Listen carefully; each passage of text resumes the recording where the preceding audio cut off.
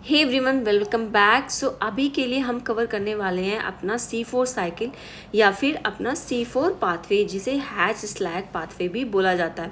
अच्छा, C4 अगर हम बात करें, हमने पढ़ा था क्या C3 साइकिल। C3 साइकिल हम कहाँ देख रहे थे? हम C3 साइकिल देख रहे हैं अपने C3 प्लांट्स में भी हमने देखा था और C4 प्लांट्स में भी हम देखेंगे। अच्छा, C3 साइकिल में हमने क्या किया था? हमने C3 साइकिल में कार्बन डाइऑक्साइड का फिक्सेशन किया था, एक ग्लूकोज मॉलिक्यूल का फॉर्मेशन किया था। अच्छा, C4 अपना साइकिल में ये कार्बन डाइऑक्साइड फिक्सेशन का प्रोसेस थोड़ा सा कॉम्प्लेक्स है C3 साइकिल की अपेक्षा, क्योंकि यहाँ पर क्या होता है, यहाँ पर मीसोफिल्स के अलावा आपकी कुछ बंडल सी सेल्स भी पाई जाती हैं, जिसकी वजह से यहाँ पर जो प्रोसेस है वो थोड़ा सा डिफरेंट हो जाता है। अच्छा, फिर बात कर लेते हैं कि हमारे C4 प्लांट्स कौन कौन से हैं। तो C4 प्लांट्स हमारे आते हैं मेज़ हो गया, शुगर केन हो गया, मिलेट्स हो गया और सॉर्गम हो गया। तो ये कौन से प्लांट्स हो गए? यानी ये हो गए आपके C4 प्लांट्स। यानी यहाँ पर आपका C4 पाथवे तो पाया जाएगा और साथ ही साथ C3 साइकिल भी यहाँ पर पाई जाएगी। अब C4 साइकिल की हम बात करें तो इसे हैच स्लैग साइंटिस्ट ने अपना 1960 में डिस्कवर किया था। यानी आपके दो साइंटिस्ट थे, हैच और स्लैग, और दोनों ही साइंटिस्ट ने मिलकर इस पाथवे की डिस्कवरी की थी। अच्छा, प्रोसेस क्या है? That helps plant fix carbon dioxide. यानी यहाँ पर प्लांट क्या करता है? कार्बन डाइऑक्साइड को फिक्स करता है। हमने देखा था जो C3 साइकिल थी, C3 साइकिल में सिंपली मीसोफिल सेल्स इन्वॉल्व थी और डायरेक्टली उसमें कार्बन डाइऑक्साइड आ जाता था और वो किसी एक ग्लूकोज मॉलिक्यूल के फॉर्म में उसका फॉर्मेशन हो रहा था किसी कार्बन डाइऑक्साइड से। बट यहाँ पे ये जो कार्बन डाइऑक्साइड है, दो डिफरेंट टाइप ऑफ सेल्स के इन्वॉल्वमेंट की वजह से थोड़ा सा कॉम्प्लेक्स हो जाता है, यानी थोड़ा सा प्रोसेस डिफरेंट हो जाएगा C3 साइकिल के अपेक्षा। तो यहाँ पर अगर हम देखें तो हम देख रहे हैं ये जो सीरीज ऑफ रिएक्शंस इसमें भी होंगी, यानी इसमें भी कार्बन डाइऑक्साइड का फिक्सेशन होगा। फिर इसमें कार्बन आपका कैसे ट्रांसफ़र होता है वो हम देखेंगे, क्योंकि दो सेल्स इन्वॉल्व हैं। और साथ ही साथ फिर हम देखेंगे यहाँ पर कैसे आपका ब्रेकडाउन हो रहा है, किसका? आपका किसी मॉलिक्यूल से कैसे दूसरे मॉलिक्यूल का ब्रेकडाउन होगा। अच्छा, C4 प्लांट्स के अंदर स्पेसिफिक एनाटॉमी होती है उनकी लीव्स में, उनमें उसको बोलते हैं क्रेंज एनाटॉमी। क्यों? क्योंकि जो लीव्स होती हैं उसमें आपका मीसोफिल्स के अलावा आपके बंडल सी सेल्स भी पाए जाते हैं। और इस एनाटॉमी को आपके NCERT में वृत्त टर्म भी दिया गया है, जिसका मतलब होता है अरेंजमेंट ऑफ डिफरेंट सेल्स। यानी डिफरेंट सेल्स का अरेंजमेंट ही क्या है? हमारा क्रेंज एनाटॉमी है। अच्छा, यहाँ पर कैसा अरेंजमेंट है? हमने देखा मीसोफिल्स और बंडल सेल्स प्रेजेंट है। अच्छा, तो बंडल सेल्स हमारी क्या करती है? वेस्कुलर बंडल के अराउंड यहाँ पे आपकी बंडल सी सेल्स प्रेजेंट है। ये बंडल सी सेल्स क्या कर रही हैं? एक्स्ट्रा कवरिंग प्रोवाइड करा रही हैं। यानी ये कैसी हैं? एक्स्ट्रा लेयर में प्रेजेंट है, साथ ही साथ लार्ज है ये सेल में, लार्ज साइज में। और इनके अंदर जो क्लोरोप्लास्ट है वो भी हाई अमाउंट में प्रेजेंट है, कॉम्पैक्टली अरेंज होंगी। सो कॉम्पैक्टली अरेंज है तो इनके अंदर कोई भी नो इंट्रासेलुलर स्पेस, यानी कोई भी इंट्रासेलुलर स्पेस नहीं प्रेजेंट होगा। और साथ ही साथ एक सबसे मोस्ट स्पेसिफिक फीचर्स इनका ये है कि इम्परमेसिव होती हैं, इम्परमेसिव टू गैसेस, यानी किसी भी तरह की गैसेस इनके अंदर इंटर नहीं करती। इसीलिए यहाँ पर जो C4 पाथवे है, हम देखेंगे कि कैसे यहाँ पर कार्बन डाइऑक्साइड आपके मीसोफिल सेल्स के अंदर तो इंटर कर ले रहा है, लेकिन आपके बंडल सी सेल्स के अंदर इंटर नहीं कर पाएगा। तो अगर बंडल सी सेल के अंदर इंटर नहीं कर पाएगा तो वहाँ पर प्रेजेंट क्लोरोप्लास्ट कैसे कार्बन डाइऑक्साइड को फिक्स करेंगे? तो इसमें जो हम C4 साइकिल पढ़ रहे हैं, इसमें हम यही देखेंगे कि ये एक स्पेसिफिक फीचर्स है क्रेंज एनाटॉमी का, कि यहाँ पर आपका जो आपका बंडल सी सेल है वो कैसी है? इम्परमेसिव है गैसेस के लिए।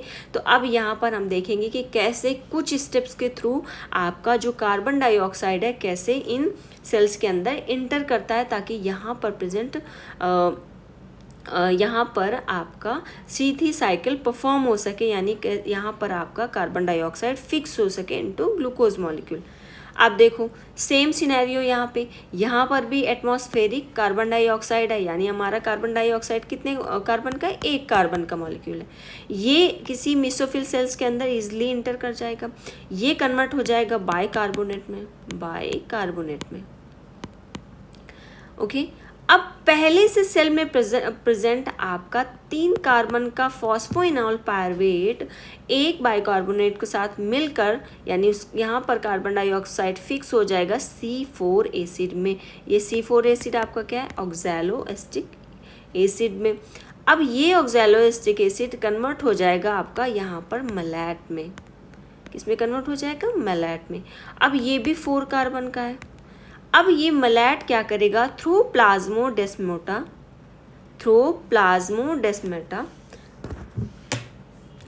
इंटर करेगा किसमें, बंडल सीथ सेल में। अच्छा अब यहाँ देखो हमने अपनी कार्बन डाइऑक्साइड को फिक्स कर दिए मलैट के अंदर, ठीक, यानी 4 कार्बन के इस कंपाउंड के अंदर हमारी कार्बन डाइऑक्साइड फिक्स हो चुकी है। अब ये प्लाज्मोडेस्माटा के थ्रू बंडल सीथ सेल में इंटर करेगा आपका मलैट। तो इसको यहाँ पे इस प्रोसेस को हम क्या बोल रहे हैं, इस प्रोसेस को हम बोल रहे हैं ट्रांसपोर्ट। यहाँ पर आपका फिक्सेशन हो चुका है, यानी इस स्टेप पर आपका स्टेप नंबर 1 हो चुका है फिक्सेशन। स्टेप नंबर 2 हम क्या पढ़ने वाले हैं, स्टेप नंबर 2 हम पढ़ रहे हैं ट्रांसपोर्ट। अच्छा, जैसे ही यहाँ पर बंडल सी सेल के अंदर आपका C4 मॉलिक्यूल आएगा, यानी आपका मलैट इंटर करेगा, यानी यहाँ पर आपका मलैट ने इंटर कर लिया 4 कार्बन के इस कंपाउंड ने, तो ये क्या होगा, C4 एसिड का डीकार्बोक्सिलेशन हो जाएगा। क्या हो जाएगा, डीकार्बोक्सिलेशन हो जाएगा, यानी यहाँ से इसमें प्रेजेंट कार्बन डाइऑक्साइड रिलीज हो जाएगा और ये कार्बन डाइऑक्साइड डायरेक्ट जाएगा अपना केल्विन साइकिल यानी C3 साइकिल में। यानी फाइनल हमारा जो एम था कार्बन डाइऑक्साइड को मीसोफिल्स के अंदर लाने का, वो हमारा एम यहाँ पे पूरा हो गया, क्योंकि मीसोफिल सेल्स कैसी थी, इम्परमेसिव थी, यानी किसी भी गैसेस को ये अलाउ नहीं करती थी अपने अंदर। इसीलिए यहाँ पर हमें कार्बन डाइऑक्साइड को मेलेट के फॉर्म में लाना पड़ा। अच्छा, तो अब वापस से 3 कार्बन का मॉलिक्यूल बना, यानी C3 आपका बना 3 कार्बन का मॉलिक्यूल। अब ये 3 कार्बन का मॉलिक्यूल आपका यानी वापस से फॉस्फोइनॉल पायरुवेट के फॉर्म में वापस से ट्रांसपोर्ट हो जाएगा। कहाँ, ये 3 कार्बन का जो एसिड है ये वापस से ट्रांसपोर्ट हो जाएगा आपका मीसोफिल्स के अंदर, और यहाँ पर ये वापस से मीसोफिल्स के अंदर रीजनरेट हो जाएगा किसमें, फॉस्फोइनॉल पायरुवेट में। तो इस तरह से हमारा यहाँ पर अपना बंडल सी सेल के अंदर कार्बन डाइऑक्साइड आ गया। अब यहाँ पर जैसे ही कार्बन डाइऑक्साइड आएगा, पहले से प्रेजेंट यहाँ पर रुबिस्को इसके साथ क्या करेगा, रिएक्ट करेगा और पूरी C3 साइकिल को परफॉर्म करेगा, और यहाँ पर कुछ ATP और NADPH भी यूज़ होंगे, ठीक, और एक ग्लूकोज मॉलिक्यूल का यहाँ पर फॉर्मेशन होगा। तो ये हो गया हमारा C4 साइकिल। अच्छा, अब हम देख लेते हैं C4 पाथवे का थोड़ा सा NCERT रीड कर लेते हैं। अच्छा, हमने क्या पढ़ा था, हमने पढ़ा था जो C3 प्लांट्स थे वो कैसे थे, C3 प्लांट्स हमारे टेम्परेट रीजन वाले प्लांट थे, छोटे सभी प्लांट्स थे, वो कैसे थे,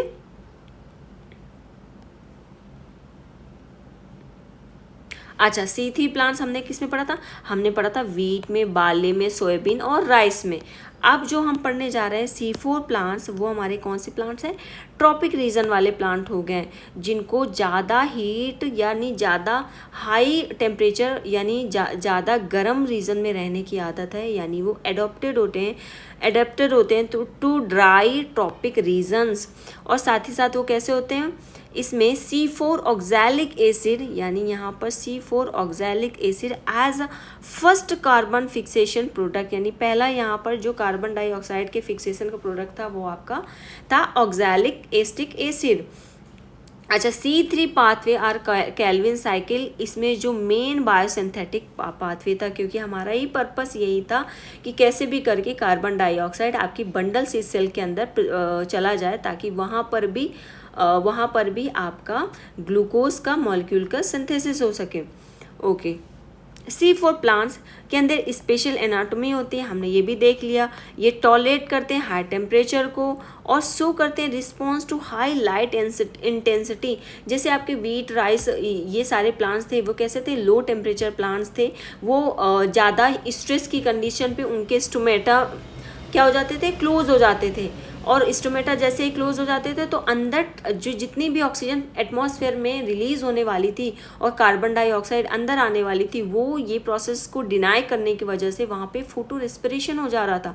क्यों? क्योंकि अंदर वहाँ पर ऑक्सीजन का एक्यूमुलेशन बढ़ जाता था और ऐसे में रूबिस्को को ऑक्सीजन के साथ बाइंड करना पड़ रहा था, इसीलिए वहाँ पर फोटो रेस्पिरेशन हो रहा था। लेकिन ये जो C4 प्लांट्स हैं वो कैसे हैं, इनकी ये टॉलरेट करते हैं हाई टेम्परेचर में, यानी हाई टेम्परेचर में टॉलरेट करने की वजह से, यानी हाई इंटेंसिटी लाइट में भी ये टॉलरेट करने की वजह से ये इनमें फोटो रेस्पिरेशन नहीं पाया जाता, यानी यहाँ पर किसी भी कार्बन डाइऑक्साइड का लॉस नहीं होता, ना ही ATP का लॉस हो।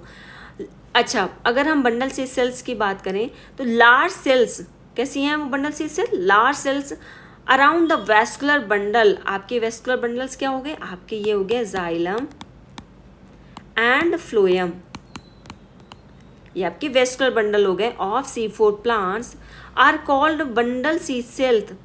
ठीक, ये कुछ सेल्स होती हैं जो आपके वेस्कुलर बंडल सेल्स को क्या करती, सराउंड करती हैं।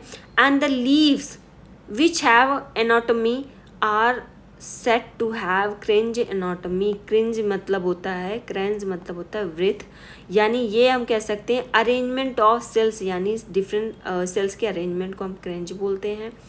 Okay, having a large number of chloroplast. आपकी वेस्कुलर बंडल कैसी है, इनके अंदर बहुत सारी लेयर्स में प्रेजेंट है और साथ ही साथ इनके अंदर लार्ज नंबर में क्लोरोप्लास्ट प्रेजेंट है। और वॉल्स कैसी है आपकी इसकी बंडल सी सेल की, इम्परमिसिव है टू गैसेस एक्सचेंज, यानी किसी भी तरह का गैसेस एक्सचेंज इसमें नहीं होता। इस और साथ ही साथ नो इंट्रासेलुलर स्पेस, कोई भी इंट्रासेलुलर स्पेस नहीं present.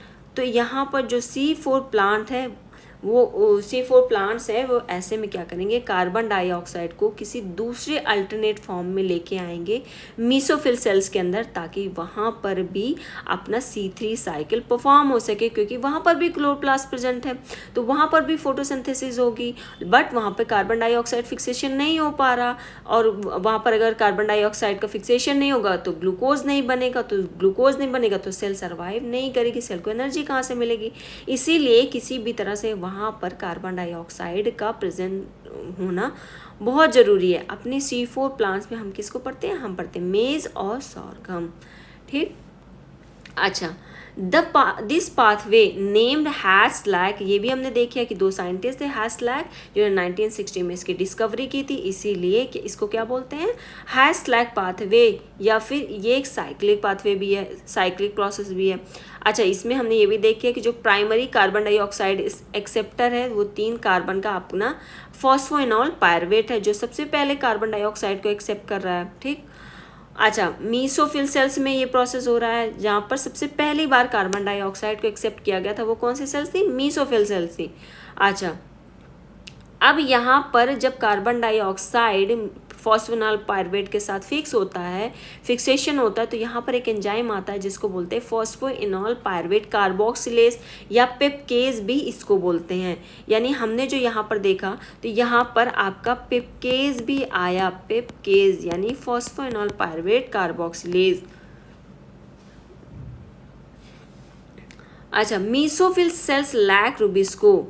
The C4 acid oxaloacetic acid is formed in mesophyll cells। अच्छा, 4 कार्बन कंपाउंड लाइक, अच्छा यहाँ पर जो ऑक्सैलिक एसिटिक एसिड है वो किस में कन्वर्ट हो जाता है, अपने 4 कार्बन कंपाउंड जिसको हम बोल रहे हैं मैलिक एसिड या फिर एस्पार्टिक एसिड भी हम उसको बोल सकते हैं इन द मीसोफिल सेल्स। अब ये क्या हो जाता है, वहाँ से ट्रांसपोर्ट हो जाएगा कहाँ, बंडल सी सेल में, और बंडल सेल में जब ये ट्रांसपोर्ट हो जाएगा तो C4 एसिड का यहाँ पे ब्रेक डाउन हो जाएगा। इसीलिए हमने जो थर्ड स्टेप पढ़ा था, ब्रेक डाउन पढ़ा था, या मैं उसे वहाँ पर बोल सकती हूँ डीकार्बोक्सिलेशन। यानी ये जो हमने यहाँ पर ब्रेक डाउन लिखा था, तो हम यहाँ पर इसको डीकार्बोक्सिलेशन भी बोल सकते हैं। यहाँ पर हम इसको डीकार्बोक्सिलेशन भी बोल सकते हैं, क्योंकि यहीं पर आपका कार्बन डाइऑक्साइड अपना C4 एसिड के ब्रेकडाउन से रिलीज हुआ था। To release carbon dioxide and a 3 carbon molecule, और एक 3 कार्बन के मॉलिक्यूल का क्या हुआ था, फॉर्मेशन हुआ था। 3 कार्बन का जो मॉलिक्यूल था वापस से ट्रांसपोर्ट हो जाएगा कहाँ, मीसोफिल सेल्स में। अब यहाँ पर मीसोफिल सेल्स के अंदर वो कन्वर्ट हो जाएगा फॉस्फेनॉल पायरुवेट में, वापस से नया कार्बन डाइऑक्साइड आएगा, वापस से वो बाइकार्बोनेट में कन्वर्ट होगा, वापस से यहाँ पर फॉस्फोइनॉल पायरुवेट कार्बोक्सिलिक एंजाइम आएगा, और आपका फॉस्फेनॉल पायरुवेट आपका उस कार्बन डाइऑक्साइड के साथ रिएक्ट करे, यानी वहाँ पर फिक्सेशन करेगा, वापस से C4 यानी 4 कार्बन का कोई मॉलिक्यूल बनाएगा। अच्छा, the CO2 release in the bundle sheath cell enter the C3R Calvin cycle, जो हमारा मोस्ट इम्पॉर्टेंट था कि यानी यहाँ पर कैसे भी करके आपका रुबिस्को, जो वहाँ पर बंडल सिस सेल में ऑलरेडी आपका रुबिस्को एंजाइम प्रेजेंट है, और जैसे ही वहाँ पर कार्बन डाइऑक्साइड आएगी डिकार्बोक्सिलेशन के थ्रू, तो ये किस में कन्वर्ट हो जाएगा, यानी ये यहाँ पर ट्रायोस फॉस्फेट या ग्लिसल्डिहाइड 3 फॉस्फेट में कन्वर्ट हो जाएगा। यानी जो अल्टीमेट हमारा पर्पस है ग्लूकोज बनाने का, वो हमारा कंप्लीट हो जाएगा। इसीलिए ये पाथवे C3 साइकिल पाथवे कैसा है हमारा, C3 आपका पाथवे कैसा है, कॉमन है टू ऑल प्लांट्स। यानी आपका C4 पाथवे कैसा है, स्पेसिफिक है only for C4 plants. But अगर हम बात करें C3 साइकिल की, तो C3 साइकिल हमारे C4 प्लांट्स भी परफॉर्म कर रहे हैं, और हमारे C3 प्लांट्स भी परफॉर्म कर रहे हैं। अच्छा, कुछ फैक्टर्स हैं जो फोटोसिंथेसिस को अफेक्ट करते हैं। ये टॉपिक बहुत ज़्यादा इंपॉर्टेंट नहीं है आपके एग्जाम के पॉइंट ऑफ व्यू से, बट इसको थोड़ा सा आप रफली देख लेते हैं। अच्छा, फोटोसिंथेसिस को कुछ नंबर ऑफ फैक्टर्स हैं जो इफेक्ट डालते हैं फोटोसिंथेसिस में। तो कुछ फैक्टर हैं, जैसे कुछ फैक्टर हो गए एक्सटर्नल फैक्टर और कुछ हो गए इंटरनल फैक्टर। अगर एक्सटर्नल फैक्टर की बात करें तो जैसे लाइट हो गया, तो अच्छा लाइट की अगर हम बात करें तो लाइट की क्वालिटी और ड्यूरेशन डिपेंड करता है, और उसकी इंटेंसिटी भी डिपेंड करता है। मान लीजिए क्वालिटी की अगर हम बात करें तो हम देखते हैं कि जो सबसे ज़्यादा फोटोसिंथेसिस हम किस पे पढ़ते हैं, हम पढ़ते हैं यहाँ पर 680 नैनोमीटर से 700 नैनोमीटर। यानी अगर मैं बोलूँ तो हम बोल सकते हैं कि जो आपका पार रीजन होता है, यानी फोटोसिंथेटिकली एक्टिव रेडिएशन वाला रीजन, उसमें हम देखते हैं मैक्सिमम फोटोसिंथेसिस होती है। तो ऐसी कंडीशन पे अगर हम बोले तो यानी आपका 400 से 700 नैनोमीटर के बीच में सबसे ज़्यादा अच्छी फोटोसिंथेसिस होती है। यानी इस रीजन पे जो प्रोडक्टिविटी है वो कैसी होती है, सबसे हाई होती है, मैक्सिमम होती है। तो यहाँ पर अगर हम क्वालिटी की बात करें तो यानी हम कह सकते हैं कि यहाँ पर आपके ब्लू एंड रेड रीजन पर, लाइट के ब्लू एंड रेड रीजन पे सबसे मैक्सिमम फोटोसिंथेसिस होती है।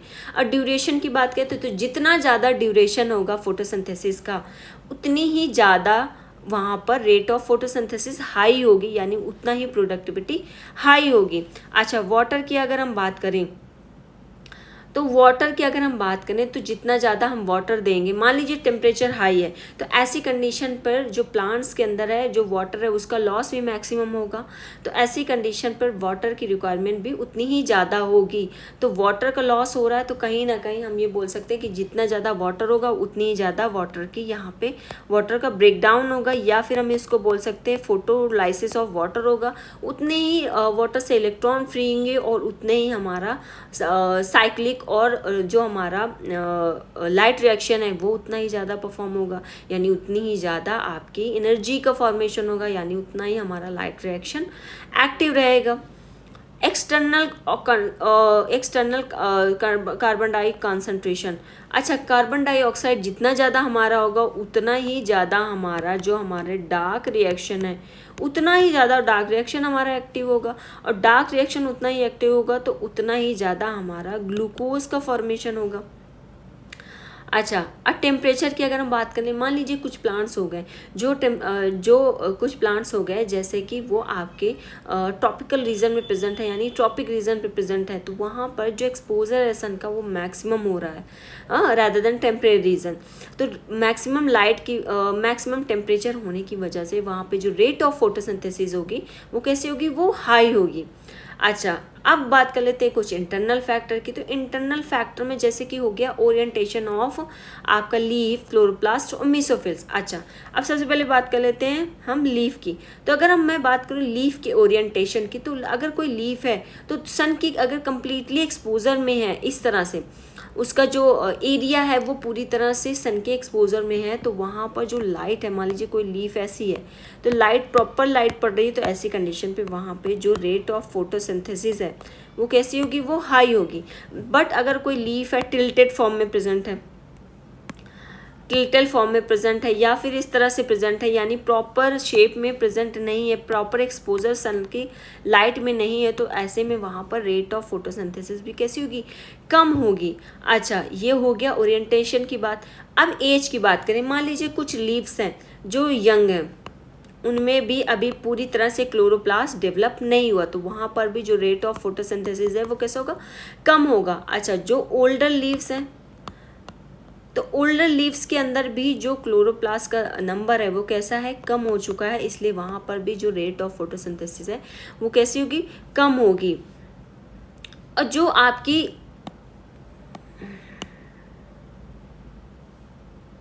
इसीलिए यहाँ पर एज मैटर करता है।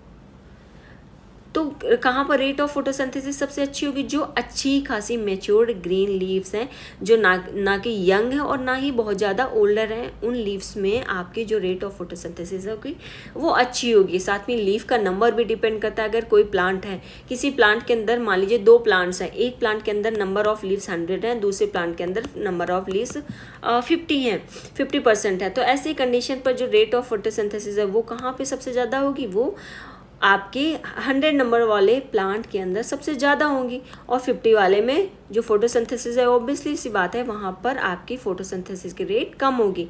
साइज भी डिपेंड करता है कि मान लीजिए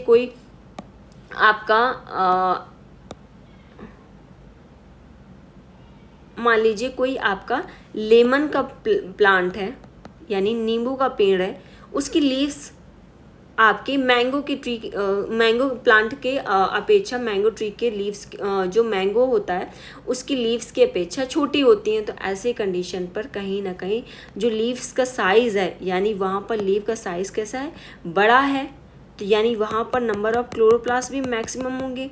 अब किसी का लीव्स का साइज छोटा है तो वहाँ पर जो नंबर ऑफ क्लोरोप्लास्ट है वहाँ पर कैसे होंगे, कम होंगे।